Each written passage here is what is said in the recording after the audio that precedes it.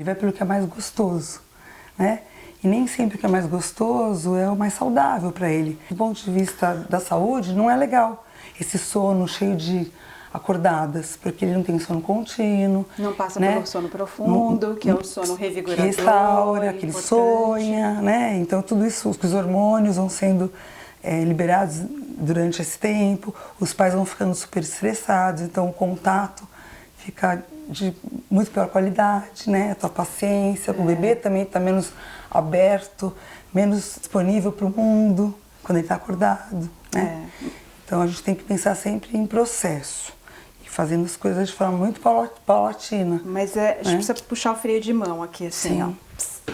Livre demanda. Então isso, a mamada conforto, às vezes ela dá uma misturada com a questão da livre demanda. Então se bagunça o conceito da livre demanda, que é o meu bebê mamar quando ele tem fome, com o meu bebê resmungar, e isso pode ser fome, e aí eu vou lá e dou o peito. Responder a tudo no peito, né? O bebê termina ficando nessa, né? Qualquer situação que ele passa, ele vem para essa mamadinha conforto. Então tem duas coisas assim, né? A gente ir tentando entender aquilo que está acontecendo com o bebê, entender qual é o conceito real da livre demanda, que é o meu bebê mamar quando ele efetivamente tem fome. Então se nós vamos pensar assim, um bebê de 4 meses, é claro que a gente não relativiza tempo, tem bebê de 4 meses que está mamando em intervalo de 3 a 4 horas e tem bebê de 4 meses que mama com intervalo de 2 horas. O que demora 15 minutos, outros que demoram meia hora, porque tem um padrão, tem um temperamento diferente. Se o meu bebê não está passando por um pico de crescimento que aumenta essa necessidade dele, né, de ter uma demanda maior de leite e tudo mais, e se ele fez uma mamada boa, completa, ele não vai ter fome depois de 1 hora. Né? Então, se observar e ir ajudando o bebê a ir criando outros recursos, porque ele vai pelo prazer mesmo. Né? Então, a primeira coisa é isso, quando você está amamentando o seu bebê, foca no seu bebê. Agora com essa coisa de celular, aplicativo para celular, para contar mamada e tudo mais, antigamente não era assim.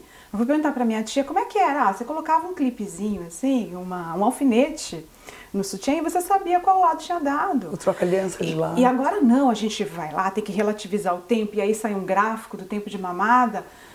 Então, assim, aplicativos, é uma loucura. Então, a primeira coisa é isso, você não foca na mamada do seu bebê. Então, às vezes, tem mãe que às vezes ela não sabe quando o bebê está fazendo mesmo mamada conforto. Ela tá tão cansada, e ela tem razão de estar cansada, que quando aquele bebê dorme, ela dá graças a Deus. Se ela tiver que fazer isso todas as vezes para o bebê dormir, ela vai fazer, vai deixar ele fazer essa mamada conforto. Então, a grande questão de como tirar essa mamada conforto, né, quando ela percebe que isso está fazendo mal para o bebê, que ele está acordando a cada ciclo de sono, ele acorda a cada 30 minutos porque não consegue entrar no sono profundo, ou quando ele fecha esses 45 minutos, 60, ele acorda de novo, ele está fazendo a mamada conforto, tenta retirar o mamilo com delicadeza da boca do bebê.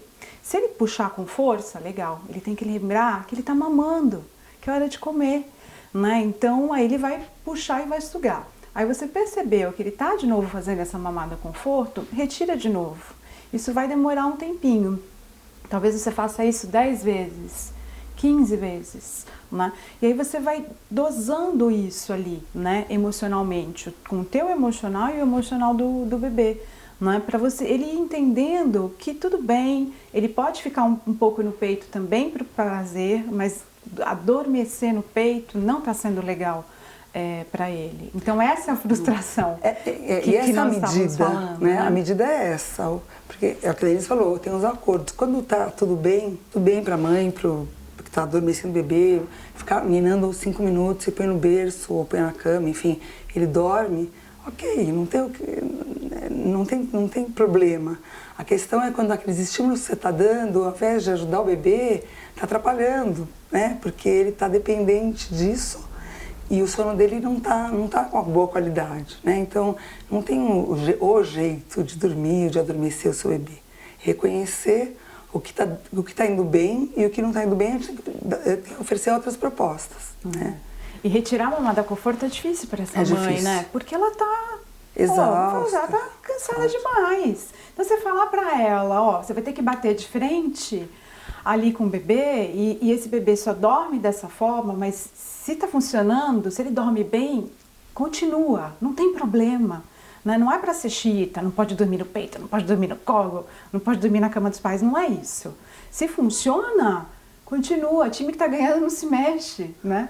Agora, se não funciona, a gente precisa bater um pouco de frente, mas esse bater de frente não é deixar o bebê chorando sozinho, não é tirar ele do seu peito e você ficar 30, 40 minutos lidando com a frustração desse bebê ao máximo.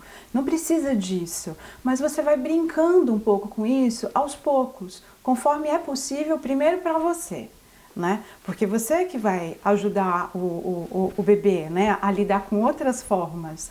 Claro que se tem uma outra pessoa, e o pai é um cara muito importante para isso durante a madrugada, por exemplo, né? Porque é muito bacana, assim, porque as mães falam, olha, meu bebê comigo dorme no peito, ou se eu vou ninar, leva meia hora, mas com o pai, 5 minutos no colo dele, paga. Então, assim, a gente percebe que o bebê, ele consegue aprender formas de adormecer diferentes com as pessoas. Exatamente. Tem que você apostar que ele pode, que ele consegue. Por que às vezes no berçário a criança aprende a dormir no bebê conforto? Porque ela apostou. Porque é a única forma que ela tem. Porque se ela tiver, as berçaristas tiverem 6 crianças para dormir, elas são 2, se todas resolverem dormir no mesmo horário e todas querem ser ninadas, como é que ela vai fazer? Elas vão mostrando para a criança e vão apostando de que ela pode e ela consegue, mas juntos. Então, isso que é importante. Acho que o bebê ficar frustrado não é a questão. A questão é ele não ficar desamparado na frustração. Nós, como pais, a gente tem que ajudar o bebê a aprender desde pequenininho. A vida vai ter um monte de frustrações. Por mais que a gente não queira frustrar, é natural, os tempos. Às vezes eu estou no banheiro, ele chorou, ele vai ter que esperar um pouquinho. Mas assim, uma coisa é ele estar frustrado e desamparado, sozinho, né? Que é deixar o bebê chorando sozinho, ele não entende, ele está sendo castigado. Outra coisa, olha só, não é legal para você isso agora, não vou fazer isso agora, mas tudo bem. Eu estou entendendo que você está chateado, que você gostaria, mas agora não é hora, mas eu estou aqui com você. É uma forma de ajudar o bebê a aprender a lidar com a frustração. Ele caiu, machucou, eu entendi, tá doendo, vamos lá, né? Vamos lá, vou te ajudar, vamos fazer um carinho, passar uma aguinha. É acolher o que o bebê está sentindo, mas não necessariamente ter que atendê-lo no que ele quer. E não deixá-lo sozinho com a frustração, com, enfim, com o desamparo, que a gente acha que é muito diferente, né? Um bebê frustrado sozinho ou ele frustrado, amparado, acolhido. E muitos pais acham, mas eu fiz lá com meu filho o método do choro controlado, né, que deriva do Ferber, né, de deixar o bebê lá 3 minutos, fecha a porta do quarto, ele chorando, aí você volta, dá um oi para ele, né, você avisa que você tá lá e sai mais 4 e vai aumentando esse tempo progressivamente, né? A gente já sabe que para criança não existe o tempo, né? Igual quando você entra no carro para viajar, ela pergunta, já chegou? 5 minutos, né? Você mal dobrou a esquina. Já chegou? Falta muito. Imagina isso pro bebê, né? Uma criança maior, né, que já sabe o que é o dia, o que é a noite, né? Tem essa pressa. Imagina isso pro bebê, né? O que são 3 minutos? Talvez uma eternidade. E essa quebra da confiança, né? Porque se são os pais que fazem essa intermediação dele com o mundo e os pais largam ele sozinho no berço, em que eu posso confiar? Será que esse bebê vai confiar nessa mãe depois, quando essa mãe ele precisar de acolhimento? Então, será que ele vai conseguir olhar no olho dessa mãe de novo, né, e confiar nela de novo para adormecer? Ele pode entrar em pânico. É impossível mensurar como isso vai acontecer e vai impactar assim, no futuro, né? Por isso que tem pais que falam, eu usei e deu certo, eu usei e não deu certo. Eu acho assim que hoje em dia a gente tem muita dificuldade em dizer para o nosso filho não, às vezes. Em frustrar. Em frustrar. E o que acontece é o seguinte, eu acho péssimo a gente precisar de um método tão reativo como esse para dizer não. Pensa se fosse você bebê, né? Precisa de tudo isso para você falar para o seu filho que agora vai dormir de um outro jeito? A gente pode ser mais gentil com isso.